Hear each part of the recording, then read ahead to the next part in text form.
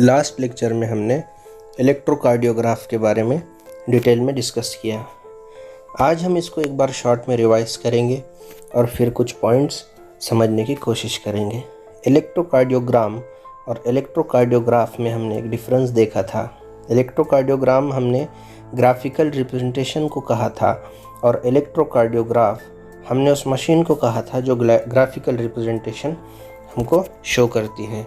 It is the graphical representation of electrical activity of heart, that is the electrocardiogram or electrocardiograph, the machine which generates such a graphical representation। जो graphical representation करेंगी जो machine, उसको electrocardiograph बोले, और जो graphical representation है उस machine द्वारा उसको हमने बोले इलेक्ट्रोकार्डियोग्राम।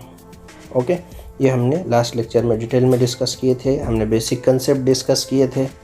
बेसिक कंसेप्ट में हमने दो अलग अलग टर्म समझने की कोशिश करे थे जो हमको हमारे हार्ट की जो कॉन्ट्रैक्शन है, रिलैक्सेशन है, वो समझने के लिए मालूम होना ज़रूरी है।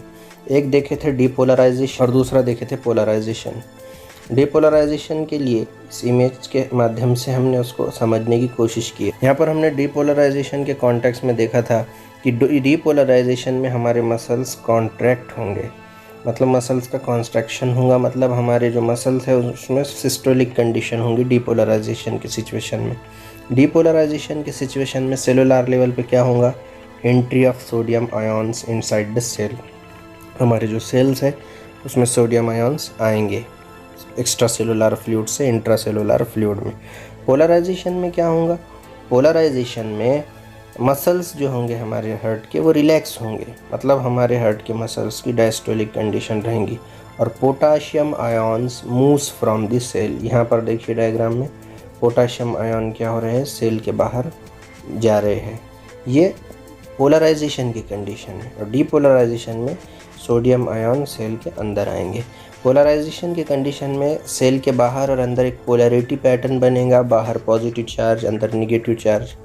डीपोलराइजेशन में बाहर के जो पॉजिटिव आयन्स है वो अंदर आएंगे और अंदर की जो निगेटिविटी थी उसको पॉजिटिव में कन्वर्ट करेंगे, मतलब जो पोलराइज स्टेट थी वो चेंज होकर के डीपोलराइज्ड स्टेट में कन्वर्ट हो जाएंगे। पिक एनालिसिस ये एक नई हेडिंग मैंने ये लेक्चर में कोट किया। पिक एनालिसिस में हमने पी वेव देखना है, क्यूआरएस कॉम्प्लेक्स देखना है और टी वेव देखना है। P wave is nothing but a auricular depolarisation. P wave की वजह से क्या होगा?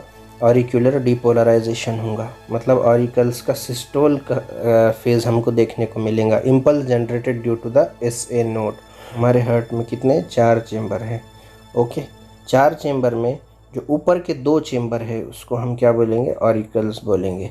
तो पी वेव ये ऑरिक्यूलर डीपोलराइजेशन की केस को हमको बताएगा।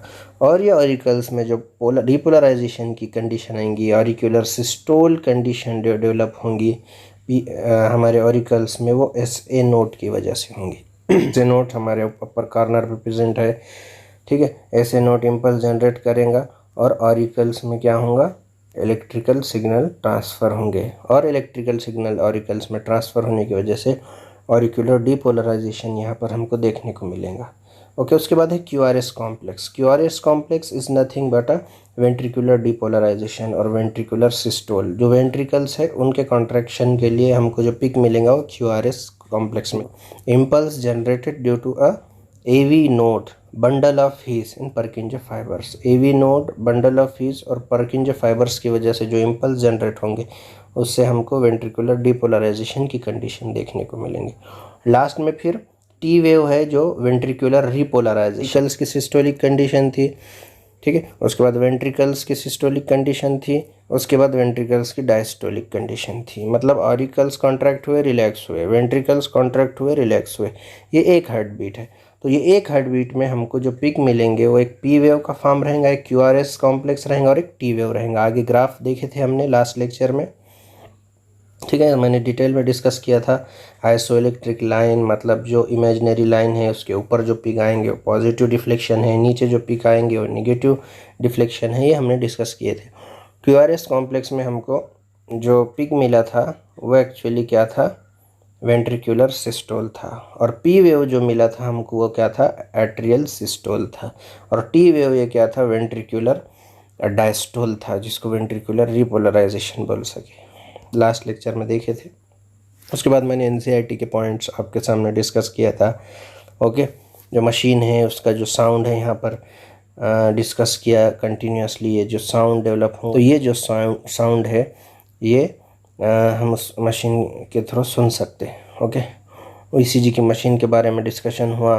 Graphical representation of electrical activity of heart during cardiac cycle, ECG की डिफिनेशन जो मैंने शुरुआत में बताया वही है यहाँ। ये graphical representation, electrocardiograph is nothing but a graphical representation of electrical activity of heart during cardiac cycle to obtain standard ECG.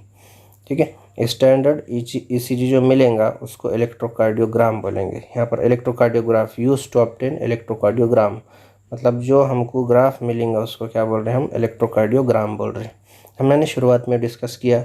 उसके बाद फिर वही जो हमने अभी डायग्राम की हेल्प से समझने की कोशिश करे वही यहाँ पे बता रहा। ठीक है, देखिए यहाँ पर ये पैराग्राफ में, ठीक है, ये वाला P wave represent the electrical excitation और डीपोलराइजेशन ऑफ एट्रिया, है ना, ये वाला, ये पीक, ठीक है, एट्रियल डीपोलराइजेशन था। ओके, ये वाला लाइन देखो, QRS complex represent the depolarization of ventricles. ये जो क्यूआरएस कॉम्प्लेक्स है ये वेंट्रिकल्स का डीपोलराइजेशन बताएंगा जो हमने लास्ट में डिस्कस किया। और उसके बाद जो टी वेव है उसका डिस्कशन है यहाँ पर, ये वाले the T wave represent the return of the ventricles from excited to normal state, repolarization. मतलब देखो ये टी वेव क्या है, ये रिपोलराइजेशन बता रहा है वेंट्रिकल्स का।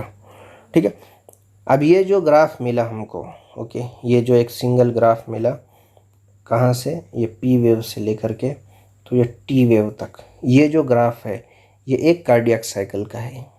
ऐसे कंटिन्यूसली हमको यही ग्राफ मिलेगा और ये नॉर्मल है। अगर ये ग्राफ में, इस पर्टिकुलर ग्राफ में अगर चेंजेस आते हैं तो हमको फिर पैथोलॉजिकल इंडिकेशन शो करेगा, कुछ ना कुछ हार्ट के नॉर्मल एक्टिविटी में कुछ गड़बड़ है, ऐसा डॉक्टर अज्यूम करेगा ये ग्राफ अगर एबनॉर्मल आता है तो ये एक टेक्निक थी। एनसीईआरटी की जो इन्फॉर्मेशन है उसके हिसाब से हमने इसको समझने की कोशिश की। कुछ नहीं समझा तो फिर मेरे को क्वेश्चंस पूछिए, उस पर भी मैं इंशाल्लाह वीडियो बनाऊंगा।